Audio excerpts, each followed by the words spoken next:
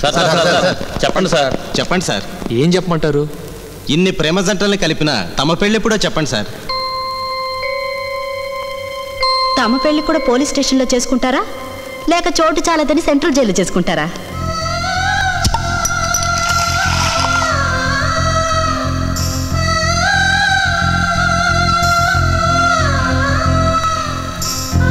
Hi, నీకు ఒక విషయం చెప్పాలి.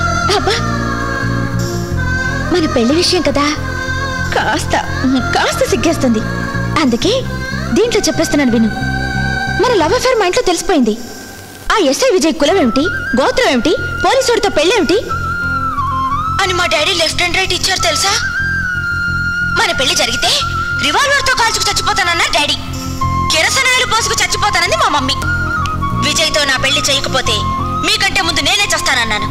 That's all. అవును, ఇంతకీ మీ వాళ్ళు పెళ్లి ఒప్పుకున్నారు లేదు, క్యాసెట్లో చెప్పలేదేంటి? ఒప్పుకోకపోతే ఏం చేస్తావు?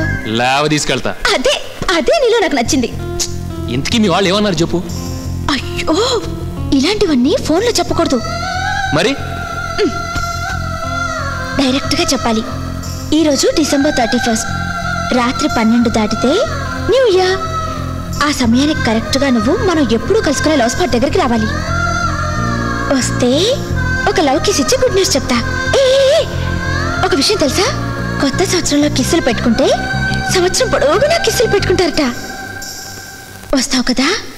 12 o'clock midnight.